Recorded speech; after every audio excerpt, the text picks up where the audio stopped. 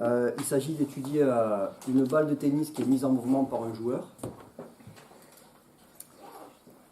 Alors je vous note que cette balle est mise en mouvement à une hauteur h avec une vitesse initiale v0 qui fait un angle alpha avec l'horizontale. Donc vous l'avez sur le schéma, ça donne ça.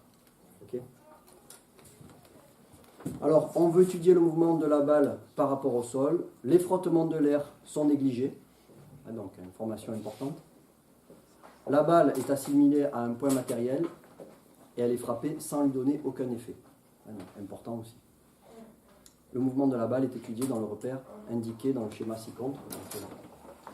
Alors peut-être avant de commencer, je l'ai noté ici, là. On va marquer les conditions initiales.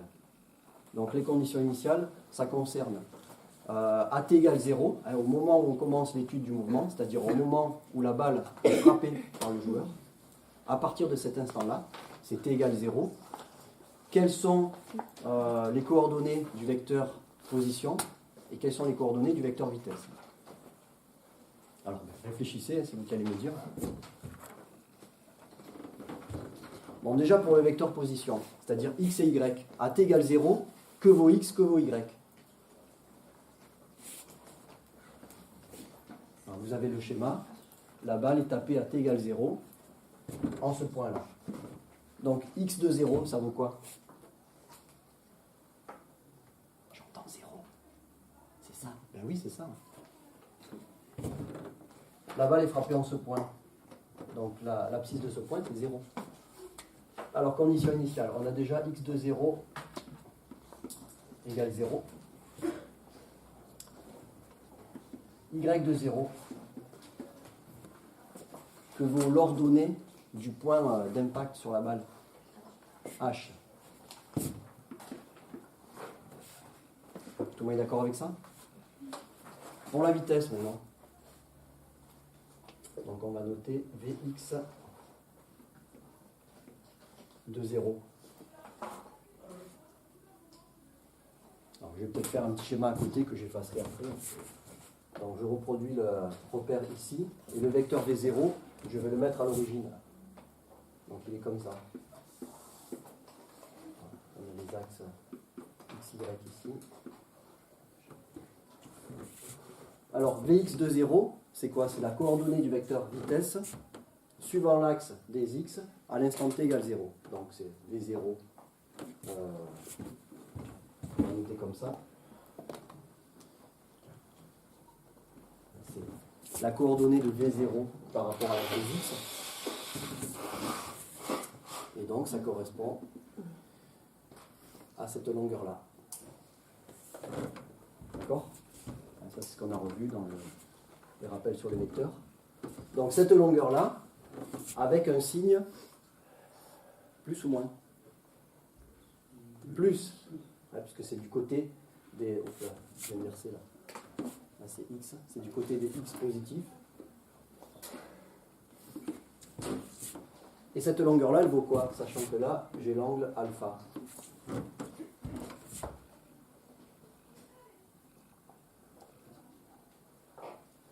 Bon, on va tout réécrire pour que vous le retrouviez facilement. Alors là, vous avez un triangle rectangle. Qu'est-ce qui nous intéresse, nous? Ce côté-là, par rapport à l'angle alpha, c'est quoi? L'angle alpha, il est là. L'hypoténuse, elle est là. Ça, c'est le côté adjacent. Ok. Alors, côté adjacent, Sokatoa, c'est quel...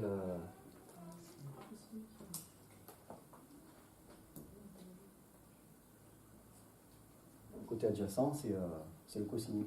Cosinus alpha égale côté adjacent, donc c'est ce qui m'intéresse, V0x, sur l'hypoténuse, V0. Ce qui me donne V0x égale V0 cos alpha. D'accord? Donc je le mets là.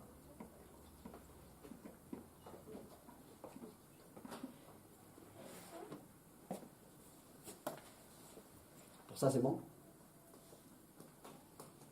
Ça, on l'a déjà fait, mais pour l'assimiler, il faut le refaire encore. Bon, si je prends le sinus de l'angle alpha maintenant, je vais faire intervenir le côté opposé, qui correspond à quoi? À cette longueur-là, qui correspond à V0Y, donc avec un signe plus aussi, puisque c'est du côté des Y positif. Donc ça fait V0Y sur V0,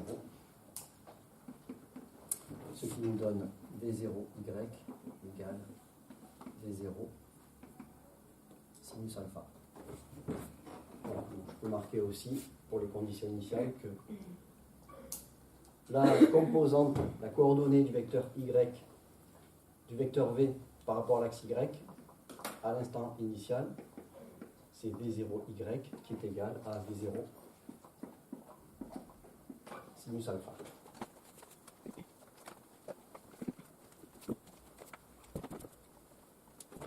Alors allons-y. Première question. Définir le système étudié et indiquer dans quel référentiel on veut décrire son mouvement. Bon, le système étudié.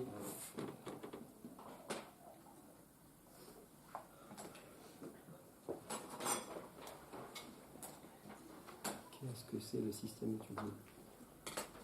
On veut étudier le mouvement de quoi? La balle. La balle, voilà, c'est la balle. Et dans quel référentiel on veut décrire son mouvement? Qu'est-ce qu'il y a marqué dans l'énoncé? On souhaite étudier le mouvement de la balle par rapport au sol. Donc c'est dans le référentiel terrestre. Donc ça, première chose, est très important, à préciser, bien préciser le système et bien préciser dans quel référentiel on étudie son mouvement. Ok? Bon, ça je ne le note pas. Deuxième question. En utilisant les lois que vous citerez, exprimez le vecteur accélération de la balle, puis ses coordonnées dans le repère choisi. Le repère choisi qui est celui-là. Alors, pour la deuxième loi de Newton, je vais rappeler ici, la voilà. Alors ici, on va l'utiliser sous cette forme-là, somme des forces extérieures égale la masse du système fois le vecteur accélération, puisque la masse ne change pas, donc ça est égal à ça. Donc pour exprimer cette loi, on a besoin de faire le bilan des forces extérieures qui s'exercent sur le système, donc la balle. Alors allons-y, question 2. Bilan des forces. Qu'est-ce qu'on a comme force qui s'exerce sur cette balle? Son poids. Oui, elle est soumise à l'attraction terrestre, donc il y a son poids. On va noter vecteur P. Est-ce qu'il y en a d'autres?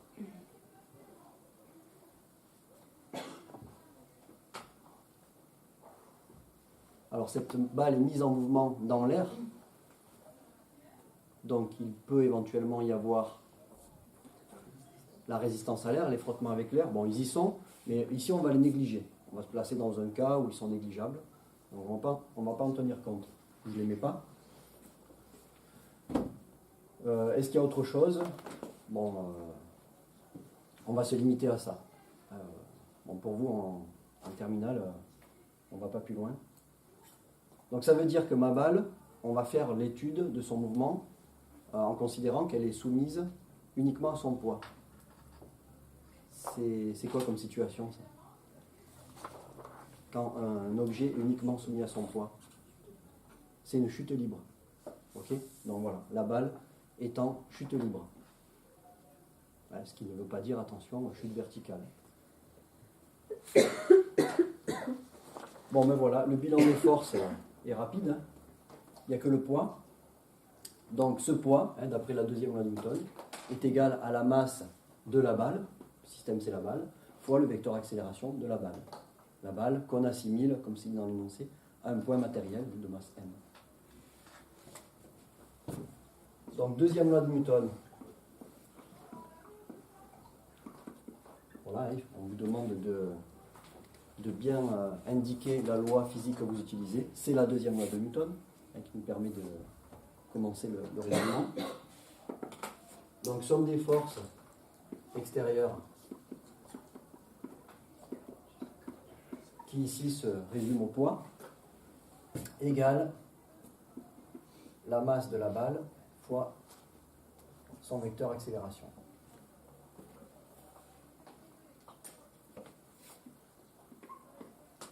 Or, on a vu au dernier cours que le poids d'un objet est égal à quoi? Vectoriellement. Le vecteur poids est égal,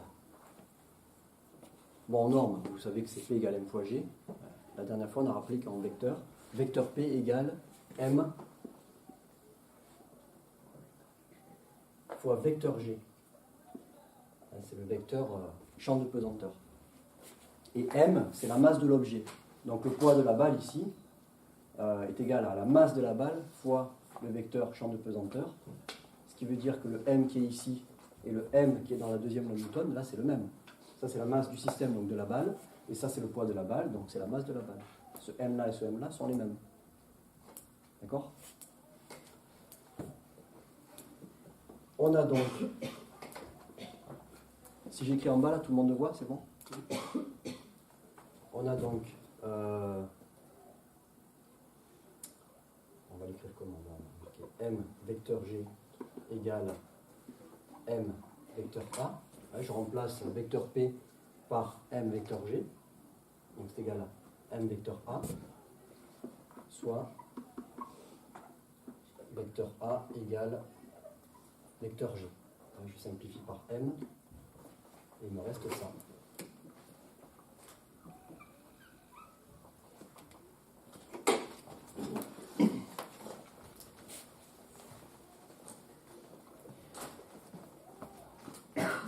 Bon voilà, ça c'est ce qu'on a montré rapidement la dernière fois. Bon là on le refait. À chaque fois que vous avez un objet qui est en chute libre, on se retrouve dans cette situation-là. Son vecteur accélération est égal au vecteur champ de pesanteur, dont les caractéristiques sont connues.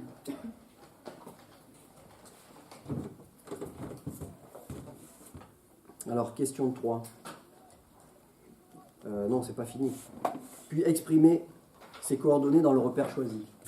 Donc, exprimer les coordonnées du vecteur A dans ce repère-là. Donc il nous faut AX et AY.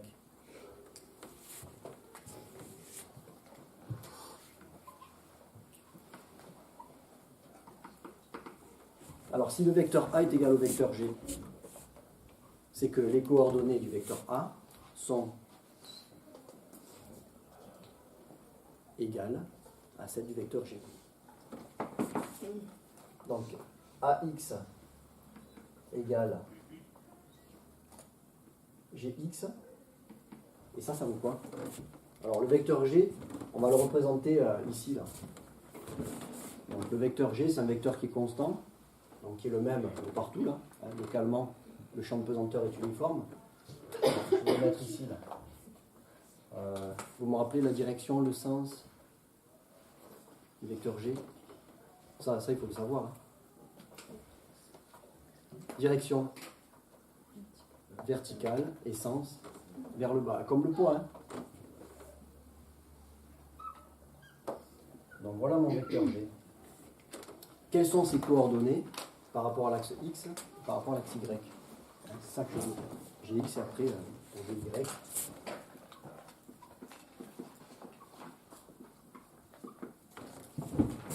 Alors, coordonnées du vecteur G par rapport à l'axe X.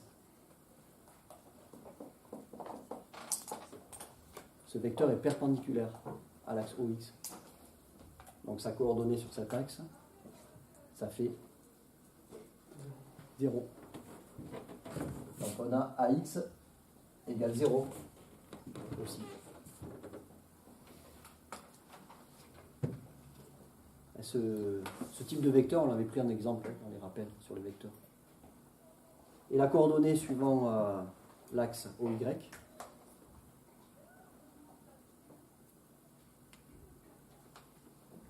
donc c'est cette longueur-là, avec un signe moins puisque G est dirigé dans le sens opposé de l'axe OY. Et donc cette longueur-là, c'est quoi? C'est la longueur du vecteur, la norme du vecteur, donc c'est G. J'ai l'intensité de la pesanteur que vous connaissez. Donc ça fait moins G. AY est négatif. Voilà, là on a répondu à la question 2.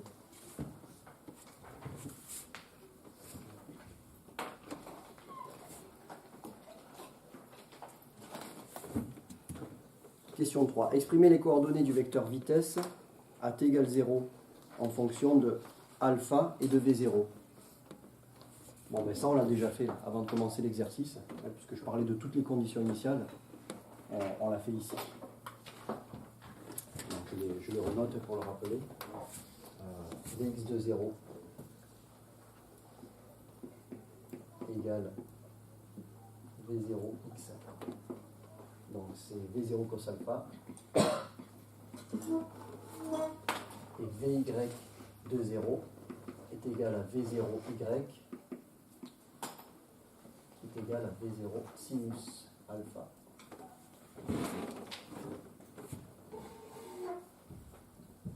Ah donc ça, on l'a déjà fait tout à l'heure. On passe à la suivante.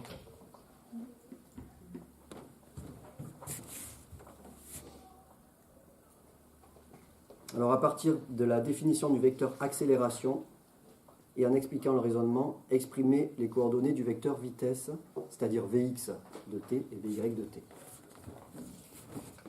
Bon, c'est là que ça commence à se compliquer un peu. Enfin, c'est pas très compliqué, mais c'est compliqué pour vous dans le sens où c'est nouveau. Et après, vous allez voir que dans ce type de problème, c'est toujours la même chose. Finalement, c'est pas si compliqué que ça. Alors, je vous donne une indication et je vous dis à partir de la définition du vecteur accélération, que j'ai rappelé ici.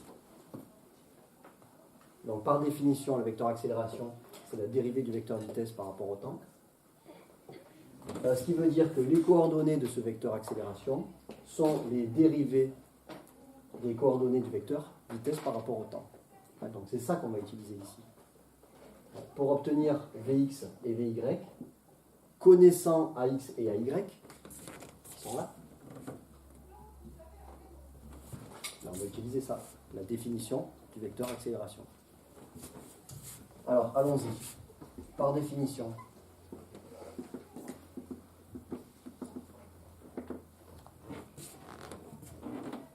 alors commençons par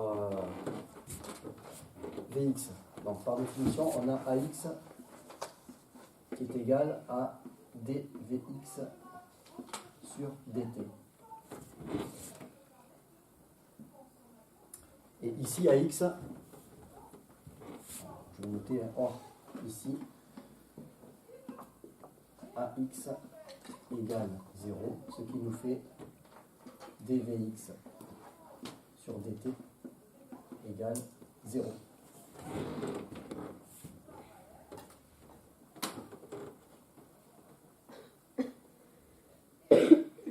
Déjà, est-ce que tout le monde est d'accord avec ça?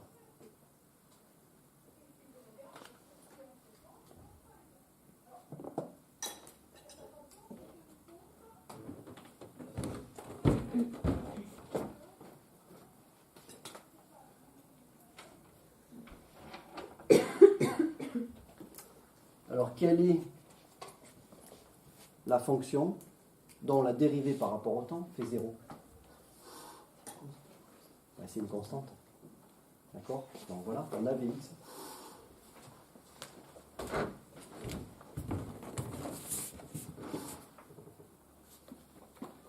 On a donc Vx de t, je vais mettre, égale une constante que je vais noter C1. Je précise que c'est une constante. Je dérive une constante. C'est-à-dire quelque chose qui ne dépend pas du temps, je le dérive par rapport au temps, ça fait 0.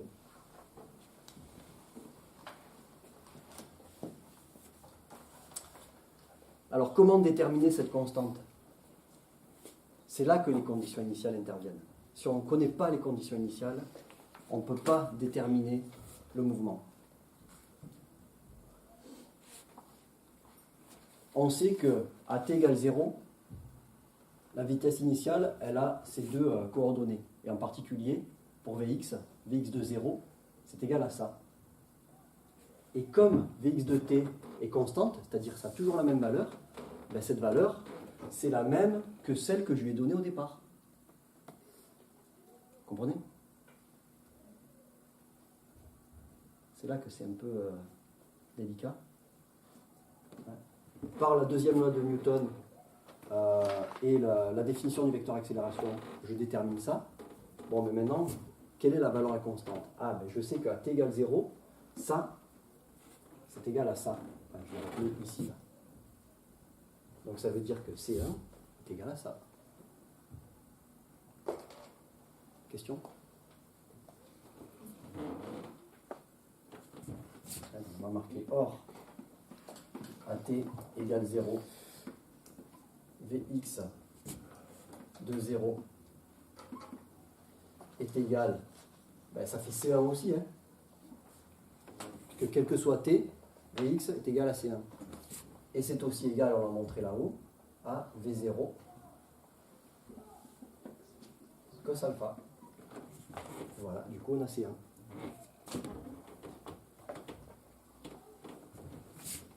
Donc, Vx de t égale V0 cos alpha. V0 cos alpha, c'est une constante, hein, puisque la valeur de la vitesse avec laquelle je tape la balle est une constante, et l'angle avec laquelle je la tape par rapport à l'horizontale est une constante aussi. Donc V0 cos alpha, c'est quelque chose qui est constant, qui ne varie pas au cours du temps. Ouais, on va l'encadrer celle-là. On va l'appeler relation 1.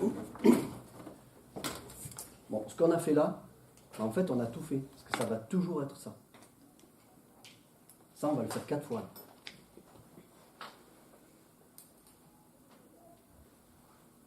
Alors là, on a répondu à la moitié de la question. On a exprimé Vx de t. Ça y est, on l'a. Il faut exprimer la deuxième coordonnée du vecteur vitesse, Vy de t. On fait pareil. Par définition,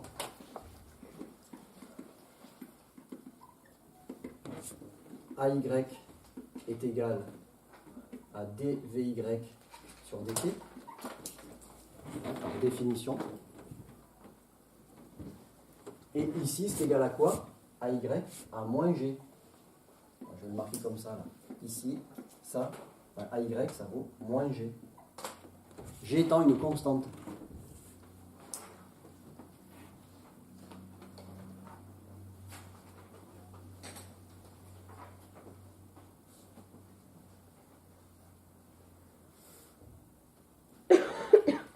Est-ce que ça suit?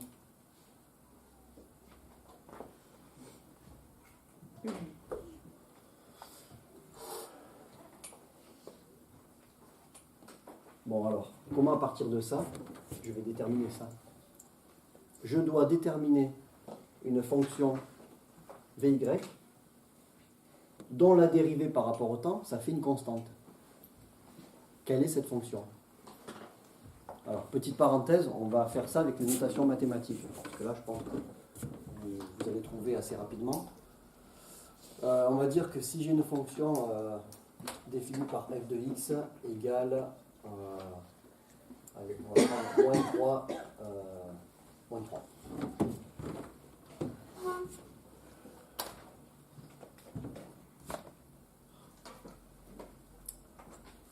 Et on va prendre f'. Voilà. La dérivée d'une fonction est égale à moins 3. Quelle serait la fonction qui a cette dérivée-là? Moins 3x. Ah, donc là, pas de problème. Ici, la variable, c'est pas x, c'est t. C'est exactement pareil.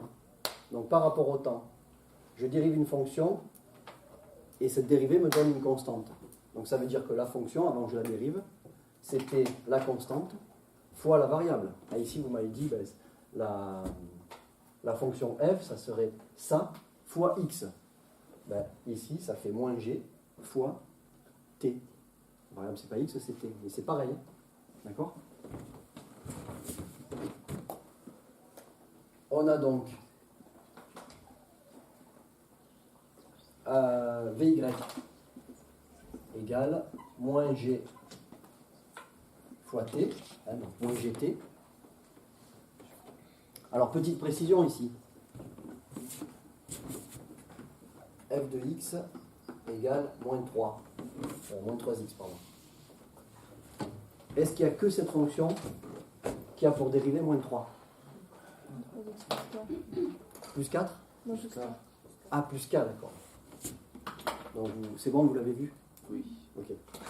Donc ça s'appelle une, par rapport à celle-là, une primitive. Ok. Donc ici, même chose.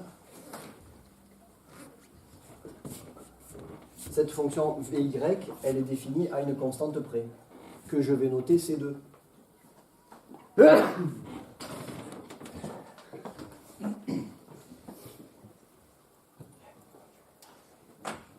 Donc j'ai presque ma fonction. Il me faut déterminer la constante C2.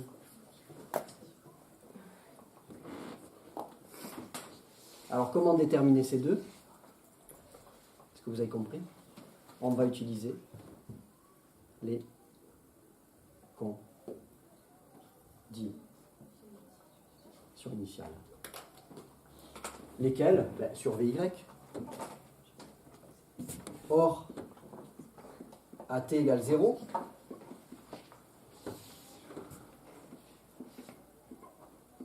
Vy de 0, ça fait quoi ? Ça fait ça en remplaçant t par 0, hein. Ça fait moins g fois 0 plus c2. Et v0 de y, c'est aussi ça. D'accord ? Ce qu'on a déterminé tout à l'heure. C'est la coordonnée suivant l'axe y du vecteur v0. Donc v0 sinus alpha. Autrement dit, Vy de 0, ça fait 0, hein, tout ça, ça fait 0 plus C2. Donc ça fait C2 égale V0 sinus alpha. Et voilà, on a C2.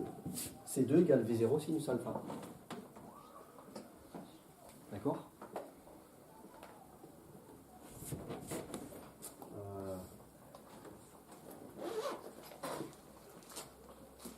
Je vais le marquer ici. D'où Vy de t égale donc moins gt plus v0 sinus alpha. Voilà, je l'encadre et je vais appeler ça la relation 2.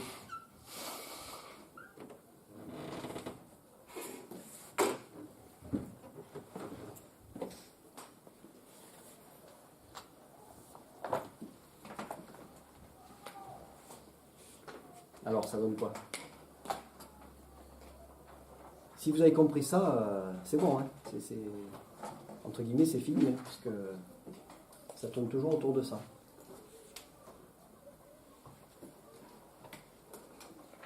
Déterminer une primitive, et ensuite déterminer la constante avec les conditions initiales. Voilà.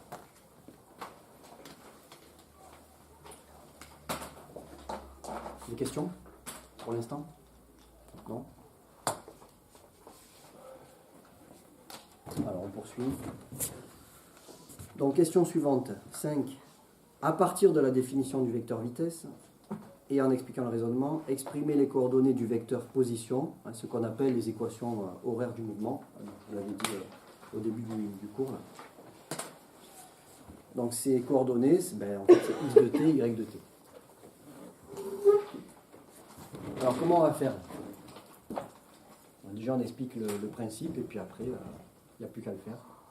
Donc à partir de la définition du vecteur vitesse, j'ai rappelé ici, par définition, le vecteur vitesse, c'est la dérivée du vecteur position par rapport au temps, par définition. Ce qui veut dire que les coordonnées du vecteur vitesse sont définies par les dérivées par rapport au temps des coordonnées du vecteur position. Donc dx sur dt, mais voilà, je vais me servir de ça. Connaissant Vx et Vy, grâce à ces deux relations, je vais déterminer x et t. Donc il va falloir trouver des primitives. Ça va être à une constante près. Et les constantes, on va les déterminer grâce aux conditions initiales. Cette fois sur x et y.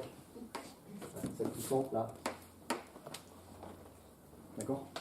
Bon, voilà pour le principe. Allons-y.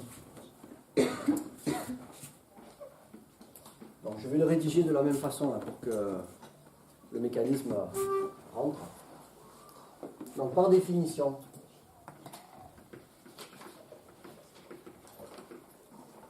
on a Vx qui est égal à dx sur dt. Vx, on le connaît, on cherche x. Et donc ici, c'est égal à...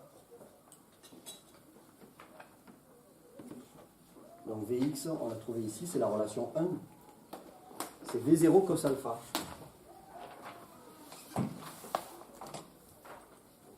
D'accord? Et ça, c'est une constante, V0 cos alpha. Ça ne dépend pas du temps.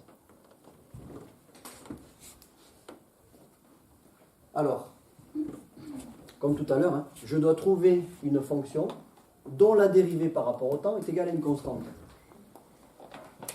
C'est exactement pareil que tout à l'heure, hein, sauf que la constante tout à l'heure c'était moins g, et là, la constante c'est V0 cos alpha. C'est la même chose. Donc, x, ça va être quoi? Ben, ça va être la constante fois la variable, qui ici est le temps. Donc ça fait ça fois t, à une constante près. Donc ça s'écrit... alors comment j'ai marqué ça? On a donc x de t égale, alors primitif de ça, ça fait V0 cos alpha fois t, alors je vais mettre des parenthèses pour pas qu'il y ait l'ambiguïté, plus une constante.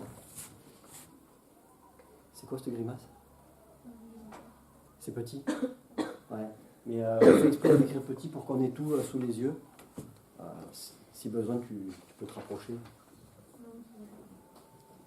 Voilà, sinon tu me demandes. Donc x de t égale V0 cos alpha fois t, plus une constante que je vais noter C3.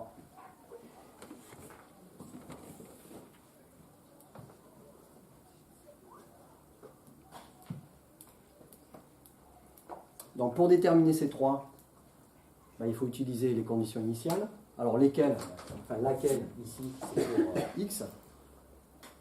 Donc at égale 0. La balle est frappée en ce point-là, donc son abscisse est nulle. Hein, j'avais déterminé ici. Or, at égale 0, x de 0, bon, mais ça fait cette expression-là en remplaçant t par 0. Bon, je le marque. V0 cos alpha fois 0 plus C3. Et c'est aussi égal, on l'a déterminé ici, à 0. Hein, puisqu'à t égale 0, je frappe la balle à une position, enfin, à partir d'un point dont l'abscisse est nulle. Donc ça fait 0.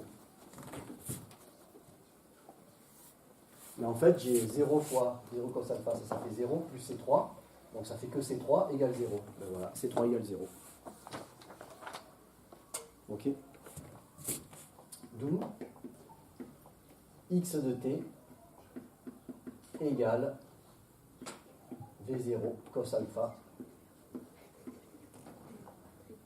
fois t. Voilà, on a x de t.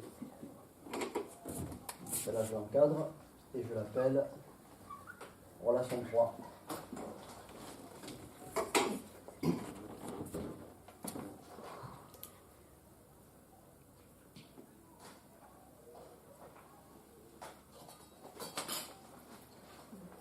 Pour y de t, on fait exactement la même chose. Donc on part de la définition de vy de t.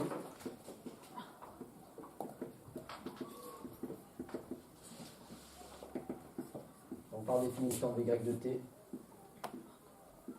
c'est dy sur dt. Qui vaut ici, donc ça c'est la relation 2. Y de t, pardon, vy de t est égal à moins gt plus v0 sinus alpha. Je vais l'écrire en plus petit.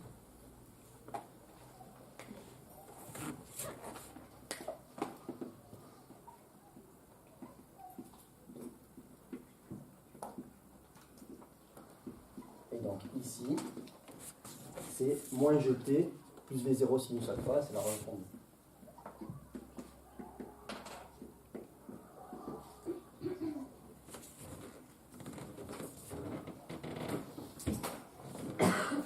Ça va au fond, vos yeux résistent.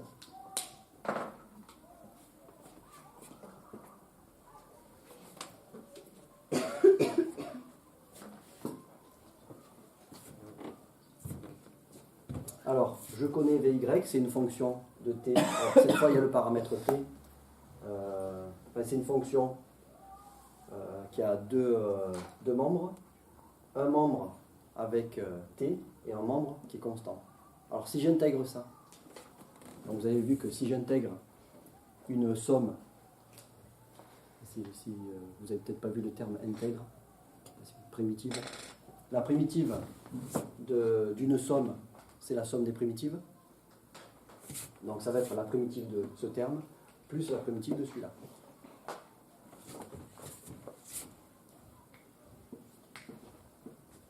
On a donc y de t. Alors primitive, ce terme-là, je vais faire l'analogie avec les notations que vous utilisez en maths. Donc si en maths vous avez une fonction pour laquelle f' égale, et on va prendre moins 3t, x pardon.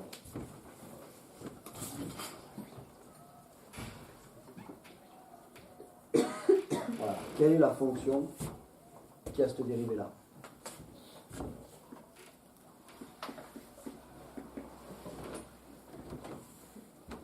Quand vous dérivez une fonction en maths et que vous obtenez quelque chose, une constante fois x, la fonction de départ, c'était quoi?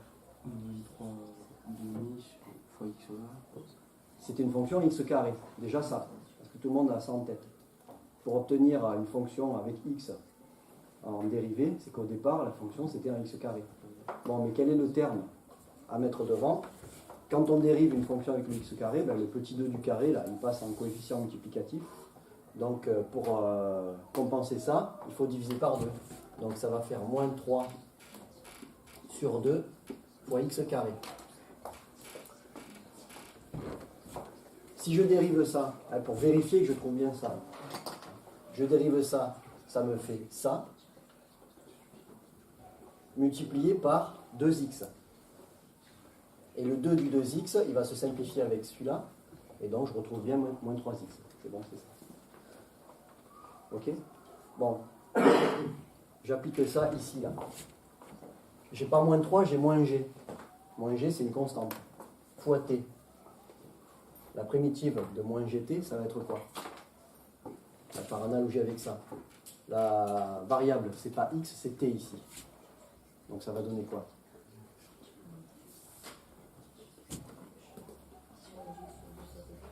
Moins g sur 2 fois t carré. Vous êtes d'accord? C'est exactement ça. Alors, on le note plutôt comme ça, mais c'est exactement pareil. Moins 1 demi de g t carré. Question? Moins 1 demi de gt carré. Ensuite, primitive du deuxième terme. V0 sinus alpha.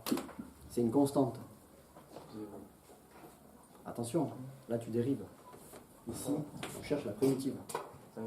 Donc c'est la constante x fois la variable x, bon, qui ici est t. D'accord? Donc plus V0 sinus alpha fois t.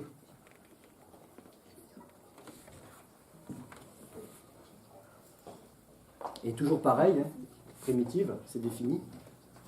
Enfin, il y en a une infinité. Donc, plus une constante que je vais noter C4.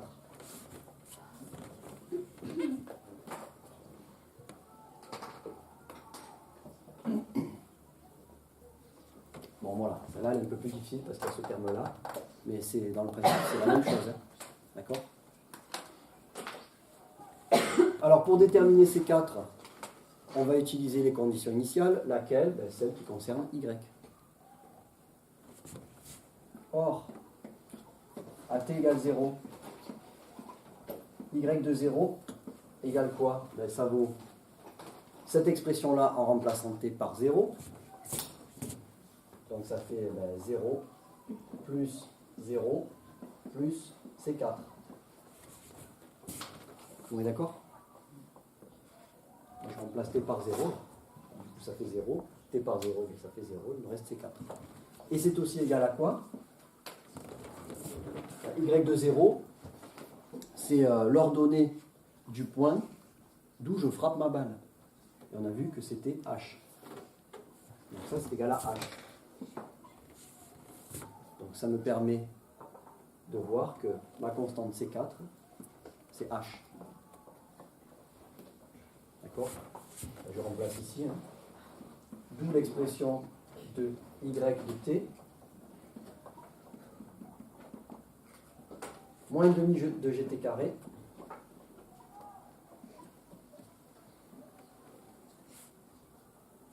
Plus V0 sinus alpha T.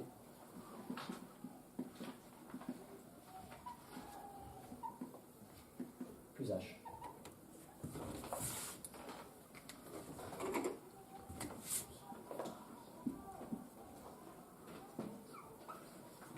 Voilà. Et ça, on va l'appeler la relation 4.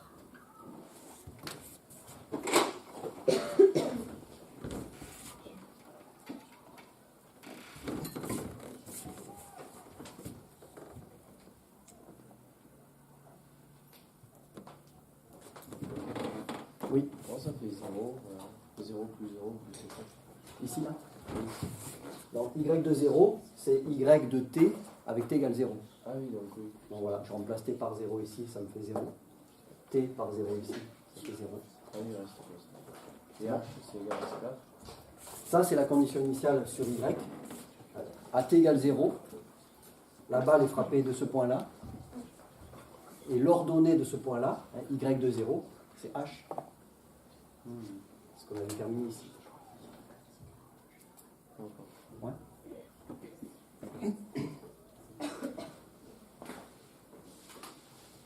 Donc en résumé, vous voyez que grâce à la deuxième loi de Newton, bon, à condition de connaître les forces qui s'exercent sur mon système, sinon c'est pas possible. Bon, je connais les forces qui s'exercent sur mon système.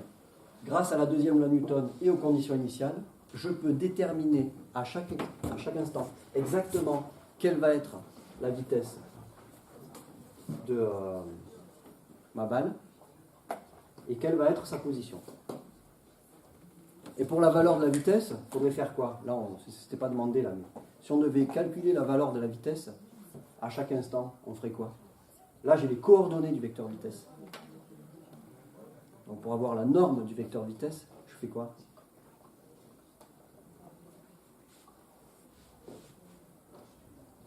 Et quand j'ai les coordonnées d'un vecteur et que je veux sa norme,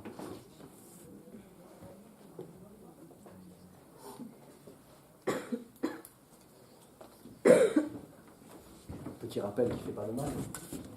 Voilà, j'ai ce vecteur-là, on va reprendre ici, là. Le vecteur U, là j'ai UX, là j'ai UY. La norme de U. Donc ça, qu'on note U sans la flèche. Ça fait quoi? Ça correspond à cette longueur-là. Là, j'ai un triangle rectangle avec un côté ici, un côté ici. Ce côté, c'est UX et ce côté, c'est UY. Comment j'obtiens U? Avec ses coordonnées. Okay. Les coordonnées. C'est le théorème de qui, ça? Pythagore. Voilà. Donc, U, ça fait racine carrée de UX carré plus UY carré. Bon, ben, j'applique ça ici, là.